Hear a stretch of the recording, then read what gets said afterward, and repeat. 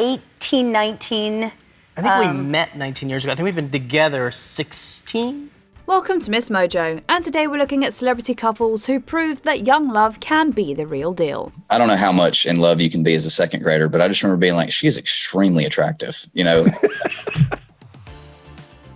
Number 10, Ron and Cheryl Howard. Our 46th wedding anniversary. Celebrated quietly but beautifully on the Gold Coast on my day off from directing. I'm a lucky fella. After the Andy Griffith Show ended, but before playing Richie on Happy Days, Ron Howard went on his first date with Cheryl Ali in 1970. The two attended a screening of It's a Mad, Mad, Mad World before grabbing some pizza. We went to see a release of Stanley Kramer's It's a Mad, Mad, Mad World, and then got some pizza at the now defunct Barnoni's in Toluca Lake. Although they were still in high school, it didn't take Howard long to realize that he wanted to spend the rest of his life with Ali. He proposed to Ali, although she wanted to focus on school. Howard later asked a second time, but Ali still wasn't ready. She was once Howard proposed for the third time, tying the knot after being together for 5 years. And they've grown up together in a way that is very in sync. Like, my parents are legitimately soulmates. They've been together for roughly 5 decades, having 4 children, including actress-director Bryce Dallas Howard. We'd get tickets to a baseball game. Cheryl loves sports, but not necessarily spectator sports. Yeah. And once or twice we went out of our way to go to baseball games on Father's Day. Number 9, Jack Black and Tanya Hayden. When they first crossed paths at Crossroads School in the 80s, Jack Black was the kid from that Pitfall commercial. I was lost in the jungle with Pitfall Harry, surrounded by giant scorpions and man-eating crocodiles. Tanya Hayden was one of jazz musician Charlie Hayden's triplet daughters. Hayden followed in her father's footsteps, performing as a solo artist and with her sisters. Black made some contributions to the music scene, although he'd become better known for his comedic chops. It would be awesome if we had Knicks-Lakers finals, because we would kick your ass 2 times! Despite knowing each other in high school, the two didn't date. Black was too shy to even speak to her. It was Hayden who made the first move, upon reconnecting with Black at a friend's surprise party in 2005. Within the next year, the two eloped in Big Surf. That same year, they welcomed their first son with a second following. We eloped 9.5 years ago, and then we just threw a big party and invited all our friends and family to that.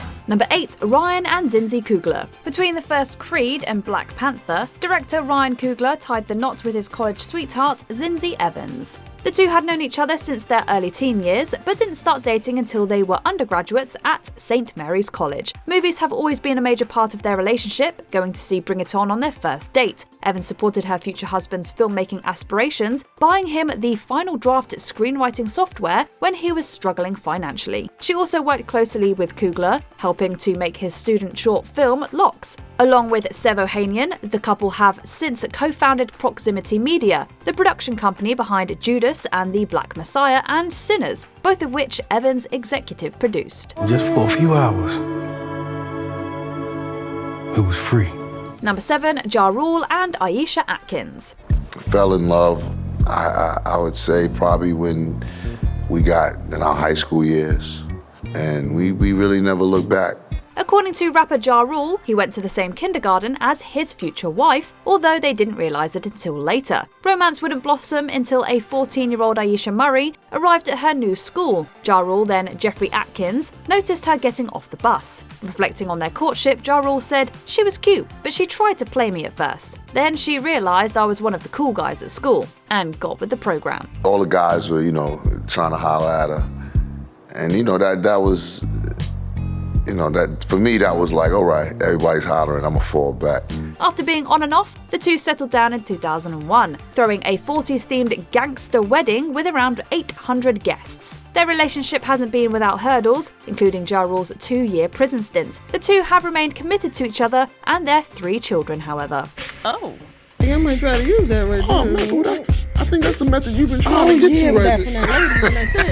We're gonna use it. Come on, baby, let's get all this stuff right here. This is I'm so excited, I don't know where to start from. Number 6, LeBron and Savannah James. I've picked the right woman, and that and I've, the kids have come along, and they've, accepted the fact of what I wanted to accomplish. LeBron James and Savannah Brinson were high school sweethearts despite attending different schools. James played basketball at St. Vincent, St. Mary High. Brinson was a cheerleader and softball player at Butchdill High School. That didn't stop James from asking her to a game, followed by a date at Outback Steakhouse. Brinson forgot her leftovers, but James remembered to grab them for her. That's when she knew this guy might be a slam dunk. This has always been his dream, so, I mean, I couldn't be more proud, I couldn't be more grateful. Exceeding even her expectations, James was selected in the 2003 NBA draft. Brinson became pregnant during her senior year as James started his professional career. The couple had their second son in 2007, although they wouldn't get engaged until 2011. The wedding came 2 years later, followed by the birth of their daughter. Nobody works harder, nobody cares more, and nobody has done more for the game of basketball than LeBron James. Number 5, Thomas Rhett and Lauren Akins. Country music star Thomas Rhett and best-selling author Lauren Akins have known each other for most of their lives, although it'd be a long road to the altar. The two met in 1990 when they were just in grade school. Rhett didn't know Akins until 6th grade when they attended the same church camp. The two started dating in high school, although their teen fling was short-lived. They dated a little bit when they were freshmen, and then she broke his heart, and he was dramatic, let me just tell you. Despite breaking up after 6 months, they stayed good friends. A couple of years later at her sister's graduation party, Akins ran into Rhett again. Been in love with you since I was 16 years old. I just signed a record deal. I'm not sure if you're going to enjoy this life, but I feel like we should at least give dating one more shot. He told her, "I just want to kiss you one time. If you don't feel anything, we can go back to being friends." That kiss led to marriage and 4 kids. A little bit crazy when it comes to Christmas time, and I feel like this year everyone's needed things to celebrate and look forward to. Number 4, Jeff Daniels and Kathleen Trudeau. Jeff Daniels met Kathleen Trudeau in high school, although they wouldn't start dating until college. The couple got hitched in 1979, while Daniels was still working as a stage actor. You gotta take a head count. You forgot your wife? I forgot my wife. At the truck stop? At a truck stop. Oh my God! It wasn't long until Daniels started finding prominent roles in film and television. Even as his career was taking off, Daniel and Trudeau knew family would always be a priority. The two thus decided to leave the big city in favor of Daniel's hometown of Chelsea, Michigan, where they raised their 3 children. Kathleen, my wife, we done did it.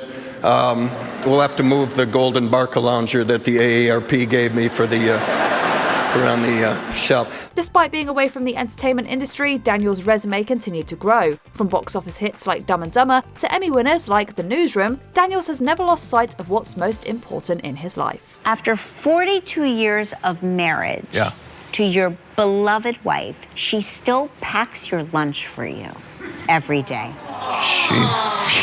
She packed my lunch today in my little Detroit Tiger lunchbox. Number 3, Bono and Ali Hewson. Not everyone can say their high school band went on to become superstars, and their high school sweetheart is now their wife of more than 40 years. Bono is a rare exception. I overheard that it's 40 years or something. Please teach me your ways. I can't get anyone for 40 minutes to stick around. So. Don't get the bus home. That's the mistake. Don't get the bus home. It was 40 minutes. Ali Hewson had known the artist, who would later be known as Bono, since she was 12. Bono, who was about a year older, was smitten with Hewson, who didn't instantly reciprocate. Deep down though, Hewson was developing feelings for the bloke. Our relationship began with, of course, the obvious, romance and flirtation, but it quickly moved into friendship. The two grew closer after Bono's mother died, and Hewson started looking after him. They officially started dating in 1976, the same year Bono formed a band called Feedback, which eventually became The Hype,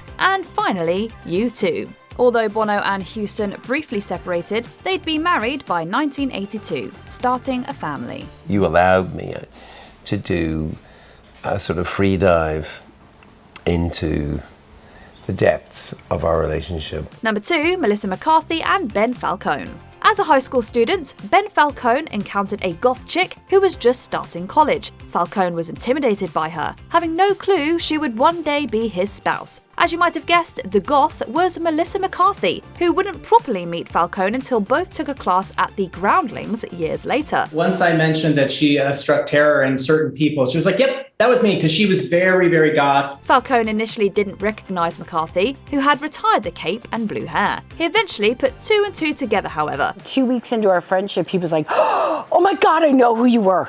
And I was like, you would never recognize me, ever. And he goes, I know who you were. I'm like, I'm telling you, I'm not recognizable. And he goes, no, I was afraid of you. And I'm like, oh, that was me. McCarthy was drawn to Falcone after seeing him perform a sketch, leading to a friendship that matured into a romance. They dated for several years before saying I do. They used to show them on, not like just personally. Yeah. They used to always show them on TV. Yeah, of course. And I was watching an autopsy and playing that Tetris game. And I thought, what a great time to propose. Their married and professional lives have frequently intersected, working together on several projects. Before we continue, be sure to subscribe to our channel and ring the bell to get notified about our latest videos. You have the option to be notified for occasional videos or all of them. If you're on your phone, make sure you go into your settings and switch on notifications. Number 1, Lin-Manuel Miranda and Vanessa Nadal. The mastermind behind Hamilton might not strike you as the shy type, but Lin-Manuel Miranda almost missed his shot with Vanessa Nadal. The two both went to Hunter College High School. Nadal zeroed in on her studies, while Miranda was too timid to even talk to her. Still, Miranda didn't forget about the girl who used to dance through the hallways. Feeling it for my wife, and I wrote the song, and I played it for her, and she's like, my wife is a lawyer, and she's very even-keeled. So I play it just like, and that would be enough. And I serenade her, and she goes, it's good. Years later, when his hip-hop improv troupe was putting on a show, Miranda worked up the nerve to invite Nadal via Facebook. Even then, Miranda had to get Nadal's number through a friend. Our first date, we danced to Mark Anthony, we watched the Jay-Z documentary Fade to Black, and played Grand Theft Auto all night. Those are like 3 very different things that we all loved equally. After attending another one of Miranda's performances, though, Nadal found herself helpless. Miranda proposed in 2009 and surprised Nadal with a rendition of My Life at their wedding a year later. My wife turned to me going, our friends are getting along so well. It's like they've always known each other. And I couldn't tell her, well, they've been rehearsing dance moves for a week in secret. Can you think of any other couples who met during their youth? Let us know in the comments. She's a mystery wrapped in a paradox.